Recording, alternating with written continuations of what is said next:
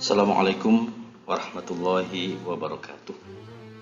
Alhamdulillah, ketemu lagi dengan saya Muhammad Subhan dalam sebuah video berbagi.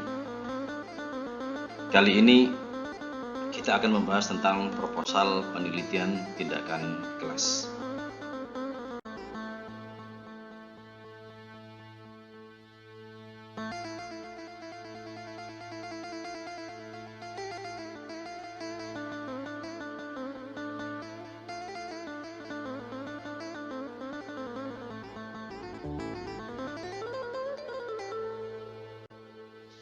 Judul PTK yang kami buat yaitu peningkatan prestasi belajar PAI menggunakan metode CutShot pada siswa kelas 8 di SMP Bait Al-Hikmah Pasuruan.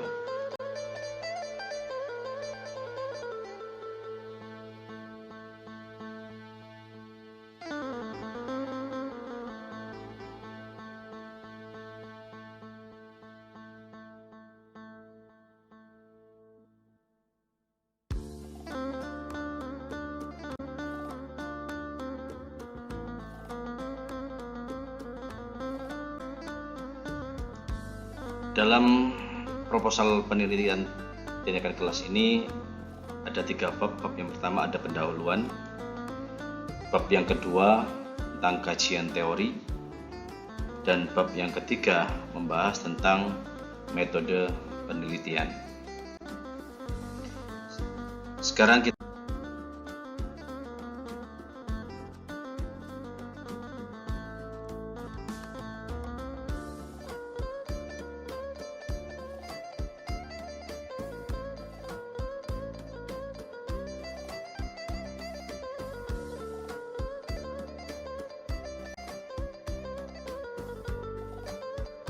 bab yang pertama.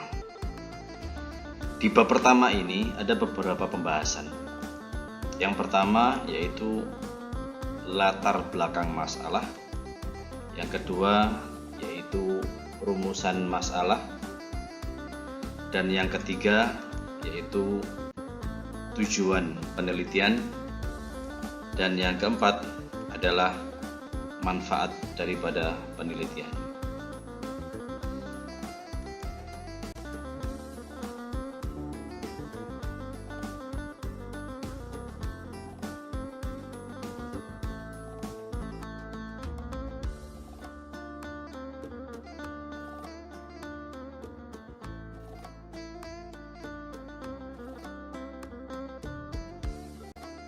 Untuk latar belakang masalah, yang pertama latar belakang masalah dalam PTK ini yaitu guru sebagai salah satu komponen dalam proses belajar mengajar merupakan pemegang peran yang sangat penting.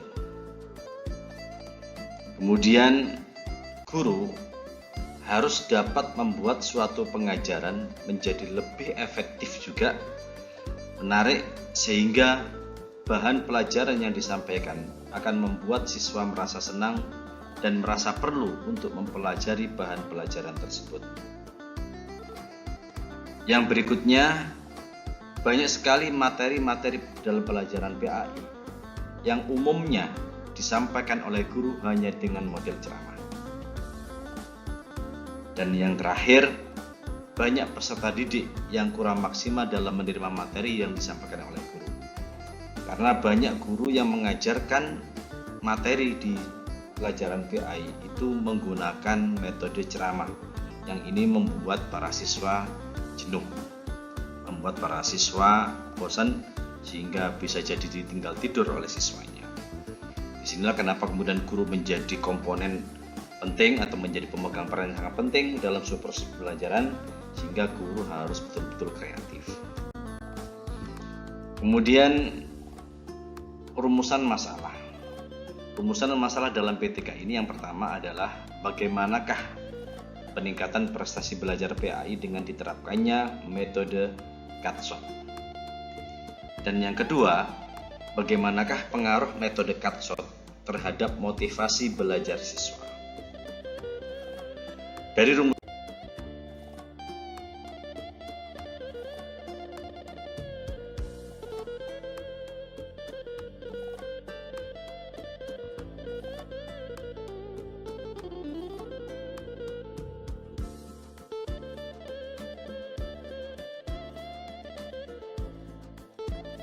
ini kita akan membahas tentang tujuan daripada penelitian. Yang pertama, ingin mengetahui peningkatan prestasi belajar siswa setelah diterapkannya metode Katsot. Dan yang kedua, ingin mengetahui pengaruh motivasi belajar siswa setelah diterapkannya metode Katsot.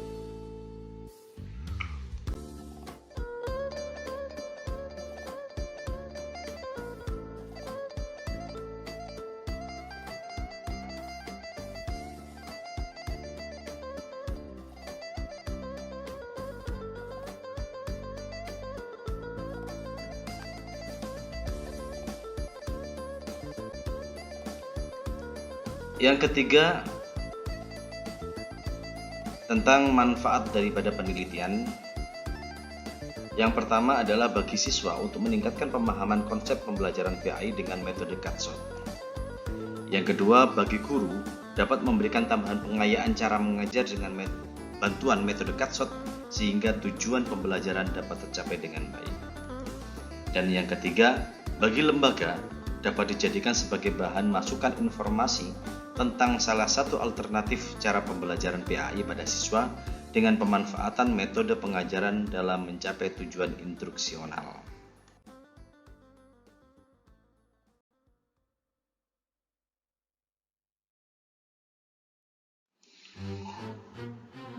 Bab kedua, tentang kajian teori. Di dalam bab kedua ini ada beberapa pembahasan. Yang pertama adalah tentang prestasi belajar. Yang kedua adalah tentang metode Katsot.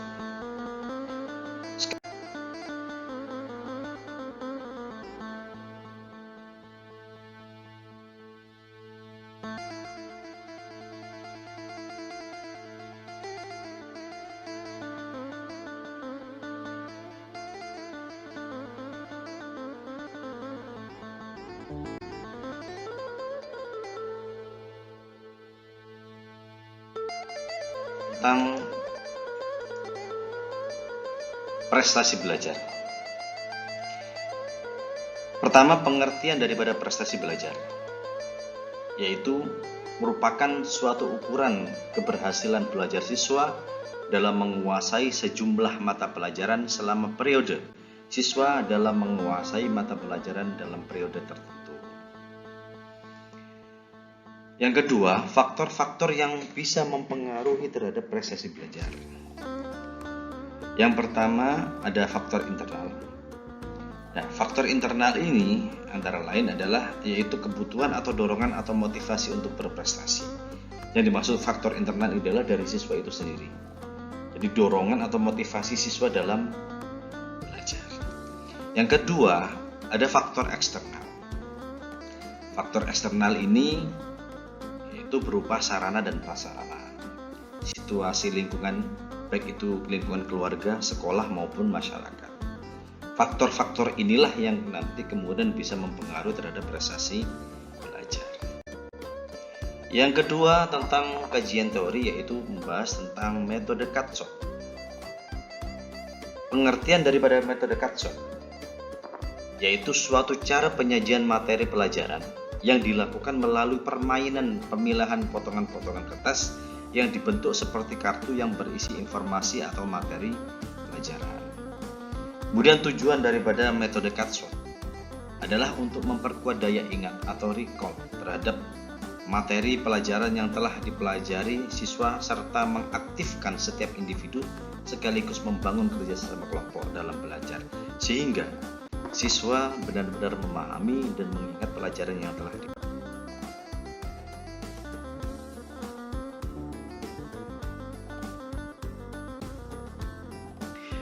Yang ketiga tentang metode Katsot adalah kelebihan. Kelebihan dari metode Katsot.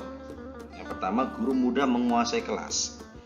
Yang kedua, mudah dilaksanakan. Yang ketiga, mudah mengorganisir kelas. Yang keempat, dapat diikuti oleh siswa yang jumlahnya banyak. Yang kelima, mudah menyiapkannya. Yang keenam, guru mudah menerangkan materi dengan baik. Yang ketujuh, siswa lebih mudah menangkap materi. Yang kedelapan, siswa lebih antusias dalam pembelajaran. Dan yang ke-9, sosialisasi antar siswa lebih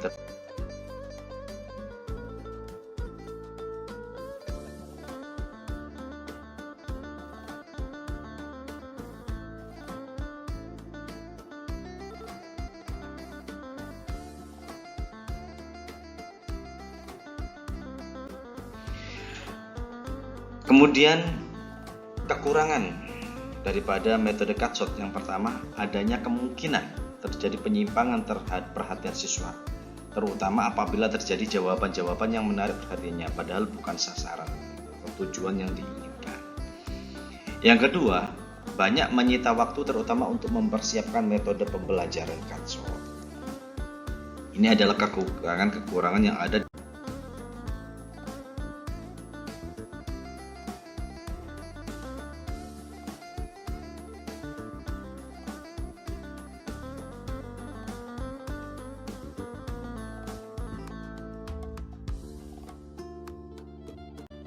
Metode cut-shot tergantung guru nanti berusaha untuk meminimalisirnya.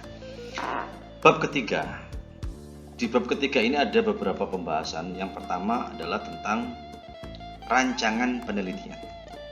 Yang kedua yaitu membahas tentang subjek penelitian. Yang ketiga membahas tentang langkah-langkah penelitian. Kemudian yang keempat adalah teknik pengumpulan data, dan yang kelima adalah teknik analisis data.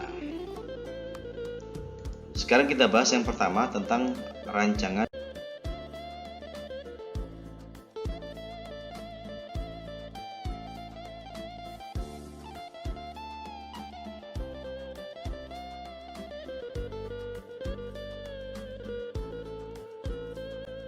penelitian. Dalam rancangan penelitian ini, yang pertama tempat penelitian. Tempat penelitiannya adalah dilaksanakan pada siswa kelas 8 SMP Bait Al-Hikmah dengan jumlah siswa sebanyak 32 anak. Kemudian waktu penelitian siklus 1 dilaksanakan pada bulan Mei 2022 dan siklus 2 dilaksanakan pada bulan Juni 2022. Yang ketiga, siklus penelitian PTK ini dilaksanakan melalui 2 siklus untuk melihat peningkatan siswa dalam memahami.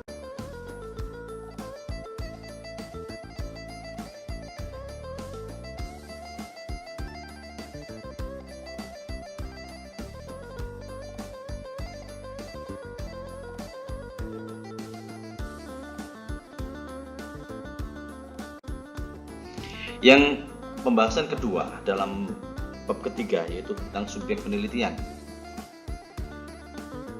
Yang pertama adalah nama sekolah yaitu SMP Bait Al-Hikmah. Yang kedua alamat sekolah yaitu di Jalan Batirus 25 Kelurahan Kerampiang, Kecamatan Bukul Bidul atau Kota Pasuruan. Dan yang ketiga kelas yaitu ada di kelas 8.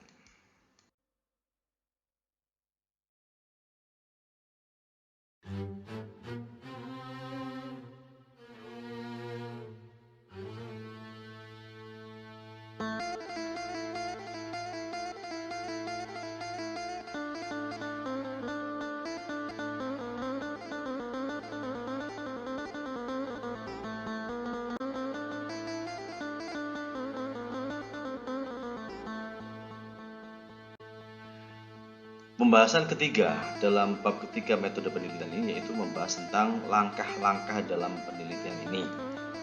Yang pertama, persiapan. Dalam persiapan ini, yang pertama permohonan izin penelitian kepada Kepala Sekolah SMP Bait Al-Hikmah. Jadi peneliti melakukan permohonan izin terlebih dahulu. Yang kedua, kesepakatan jadwal penelitian. Mengatur jadwal penelitian dengan lembaga. Yang ketiga, pengamatan dan wawancara. Kegiatan pengamatan dilakukan di dalam kelas ketika kegiatan belajar mengajar berlangsung.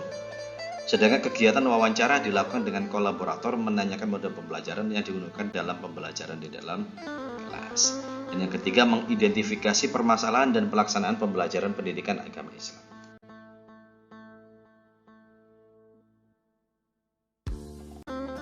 Yang kedua dalam langkah-langkahnya adalah yaitu pelaksanaan.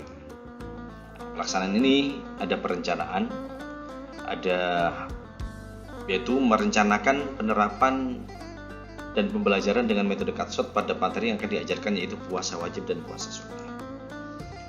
Menyiapkan sarana dan prasarana yang diperlukan dalam pembelajaran, ini bagian dari perencanaan.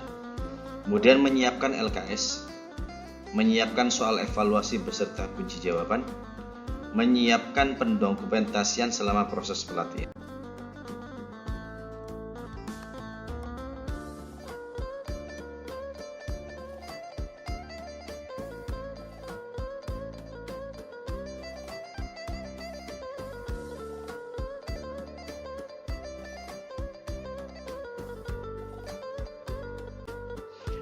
Yang kedua dalam pelaksanaan itu ada yaitu pelaksanaan atau actingnya. Di acting ini yang pertama guru menyampaikan tujuan pembelajaran yang akan dicapai pada materi pokok puasa wajib dan puasa sunnah. Kemudian guru menyampaikan materi dalam penyajian kelas. Yang ketiga membimbing siswa dalam bentuk kelompok kecil dengan anggota 4-5. Nah, ini tergantung jumlah ya, bisa dikondisikan. Kemudian yang keempat, setiap siswa membuat satu pertanyaan dan jawabannya. Kemudian guru memanggil siswa secara acak untuk membacakan pertanyaan yang dibuat agar dijawab oleh kelompok lain. Yang terakhir yaitu siswa yang mampu menjawab pertanyaan secara spontan dalam waktu yang telah ditentukan diberi nilai tambahan. Ini langkah-langkah dalam penelitian yang kedua, yaitu tentang actingnya. Yang ketiga yaitu pengamatan atau observasi. Di sini guru bekerjasama dengan peneliti mengamati aktivitas kelompok siswa dan mengamati tingkat keberhasilan siswa dalam menyelesaikan tugas. Kemudian mengamati siswa untuk menyelesaikan lembar tugas yang telah diberikan, khusus mengenai komunikasi dan kerjasama siswa dalam proses diskusi kelompok. Dan yang ketiga mengamati keaktifan siswa selama proses pembelajaran berlangsung. Kemudian mengamati perolehan nilai tingkatan hasil belajar individual dari nilai tambahan yang diperoleh dari menjawab pertanyaan yang telah diajak.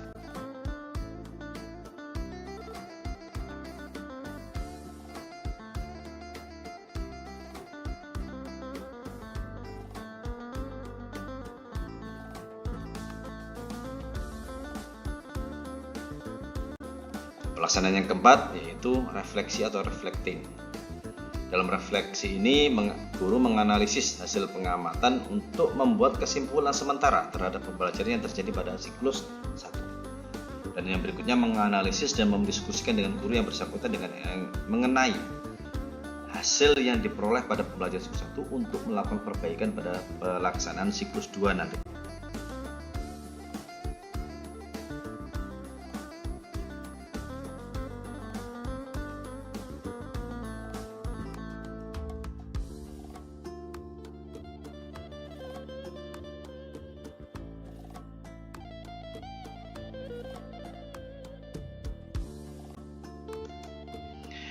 Dan yang berikutnya teknik pengumpulan data. Dalam teknik pengumpulan data ini yang pertama ada metode tes, yang kedua metode observasi, yang ketiga metode wawancara, dan yang keempat adalah metode dokumentasi.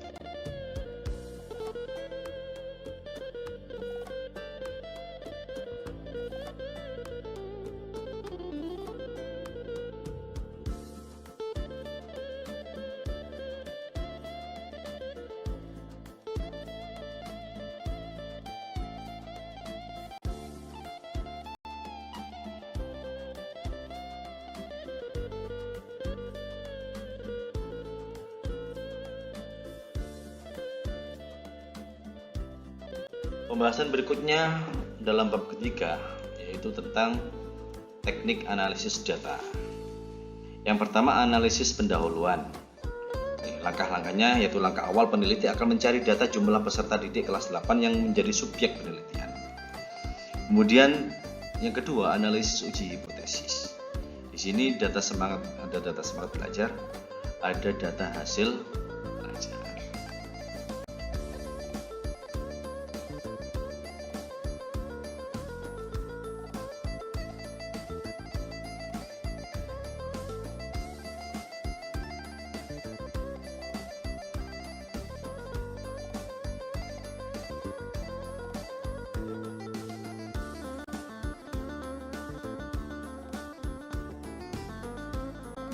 Ini terima kasih. kasih, ini yang bisa saya sampaikan, mudah-mudahan bisa bermanfaat dan kita ketemu lagi dalam video selanjutnya. Dari saya Muhammad Subhan, kurang lebihnya Assalamualaikum warahmatullahi wabarakatuh.